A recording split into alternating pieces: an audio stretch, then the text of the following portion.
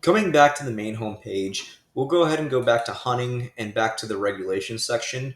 So again, this first portion that we covered is really more inclined for private land hunters. They do say some public lands, but honestly, I would just go straight to the WMA regulation brochures for those that want to hunt on public land. And the reason why is it breaks it out a lot more simply, in my opinion. So you come over here and you can see that the WMA pages will keep saying get brochures now, get brochures now. They'll have WMA finders. There's like a million different tools for utilizing searching WMAs. And you can also see there's different regions mentioned here that we didn't cover in the last section. So my recommendation is going to the WMA open and close status. And the reason why is it's going to show you this map here. Now, this map is going to show you all the Florida counties that do fall in with each region. Unlike Zone A, B, C, and D, these regions are a little bit easier to tell where you're going to be falling into. So for me, I'm in the Southwest region, and I want to know a little bit more about the WMAs near me. And you can just click down here to see all of these different areas that are highlighted, but you can see it's a little bit sporadic the way they have it on this page. So knowing this information, I can go back, scroll down, and now I know to click the Southwest Region WMA map.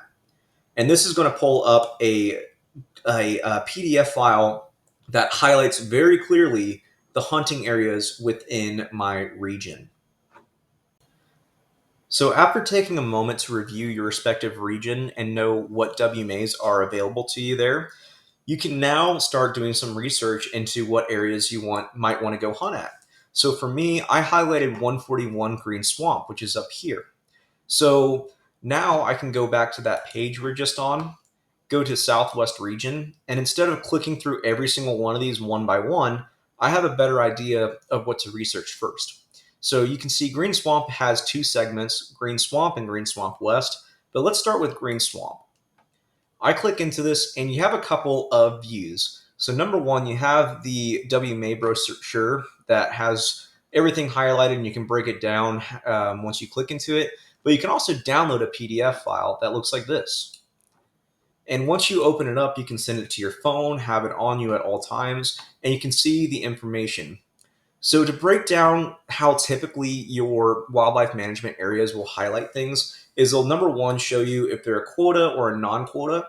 Now, a quota hunt requires you to pull a permit from gooutdoorfloridas.com, and we'll cover that at the end, like I mentioned, and even go through an example. If you were too late or you didn't pull a quota, that doesn't mean you necessarily can't hunt it. For this example, the archery season, they are going to issue 750 no-cost daily quotas that are first come, first served at the check-in station.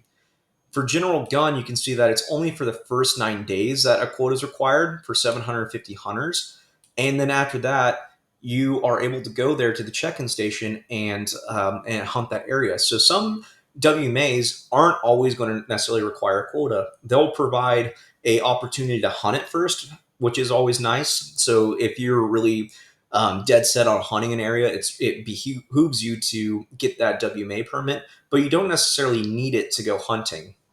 If you scroll down, it'll tell you the permit application. There's also some camping information too for some WMAs, and it'll go over the general area regulations. So again, if you plan on hunting that specific WMA, this is where you're going to want to really take a look into what you can or can't do, what things you might need, and so forth, as well as the licenses. You can also see the public access and vehicles to see if you can access certain areas. As far as tree stands, this is really important because most WMAs will let you put in tree stands as well as trail cameras. However, when you can put them in might vary. So some WMAs might allow you to bring a tree stand in a week before, and I've seen some that are only 24 hours before the hunt. And one quick story I will say, I actually had an incident where I went to a WMA where, because I thought it was standard for a week, and I went in 3 days before the hunt, And I actually had an FWC officer track me through the sand and have a talk with me. I never set up the tree stand, and they provided me a warning. But it just goes to show that you need to make sure to study these so that way you don't get hemmed up. So it can happen. Some of these areas will also have check-in stations or harvest reporting where you'll have to go provide your game to it, and they'll highlight those there. Um, as far as those that have dogs too, there are some WMAs that will allow for dog hunting, others that might allow you to do raccoon and squirrel hunting, etc. So make sure to follow those regulations there. And then the bag and possession limits, it'll tell you what the bag limits are for some of these species. Now, once you come down a little bit further, you can see that these are when these areas open up. So for wild hog dog season in Green Swamp, this is going to be available October 2nd through 5th and 9th through 12th. And here's what you're going to need for those.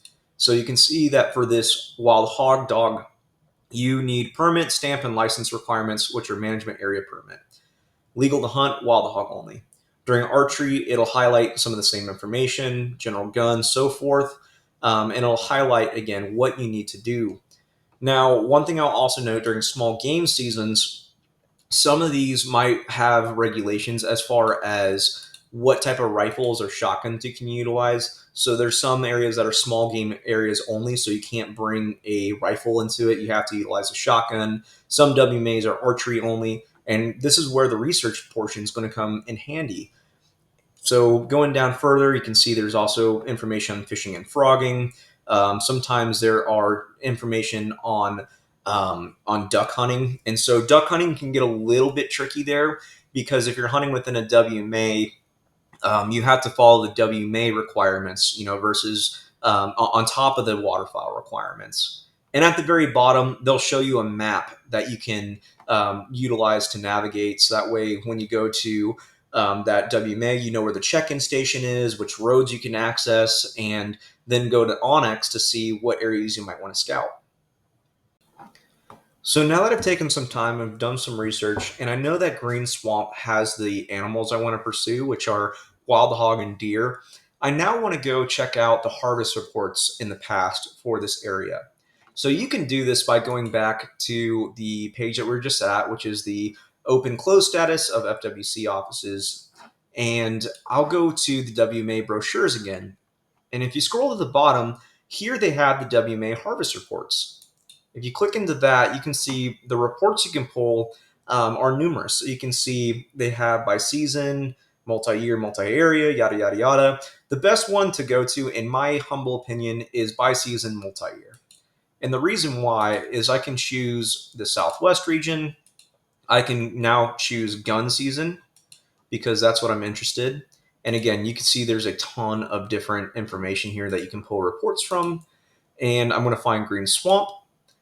And I can now pull the years where they've harvested animals. So I'm going to take a look from 2020 all the way to the last hunting season, and I'm going to hit generate report. Now, doing this, you can see that there is a lot of information listed here, including how many bucks were taken, antlerless bucks, hogs, etc. So if I go over to the right, I can now see if this area is producing results for the game that I want to pursue. And I can see that there are a ton of game animals that are being taken out of here. And if you go further too, you can also check out other species that are being hunted to know what is offered in this WMA. Now, granted, I do want to say that just because your harvest report isn't looking too hot, it doesn't necessarily mean that it's 100% accurate. Obviously, there's going to be people that don't report it. Sometimes, if you look in the last season, it takes time for FWC to update this information into there. So this isn't a end all, telltale source, but it is a good indicator of if this area is going to be good for what I want to hunt. And it looks like this area is. So it's super helpful to be able to do that. You can also pull a CSV report if you want to go into Excel and break things down. I mean, you can break these down really broadly, and then on your Excel file, go into the research that you want to do. And you can do this with not only WMAs, but also some waterfowl areas, national wildlife refuges at sometimes, and so forth. So, lastly, on the public accessible hunting land available to you in Florida, the last part I want to talk about is wildlife refuges as well as military bases. If you go over to the hunting section and click the hunting handbook section, scroll down, you can see under hunting areas, they have information on this right here. If you click into it, you can see a list of some of these areas, and they're all going to be, again, different and draw you to a different page because these are federal lands. So if you go to like the Luxahatchee, typically you can scroll down or you have to do some digging on the website, but they'll have hunting brochures available. So that way you can know how to hunt there. A lot of them also will be available to draw on Go Outdoor Florida, which is mentioned a few times already. But again, these are some other things to put in your back pocket for a hunting land in Florida.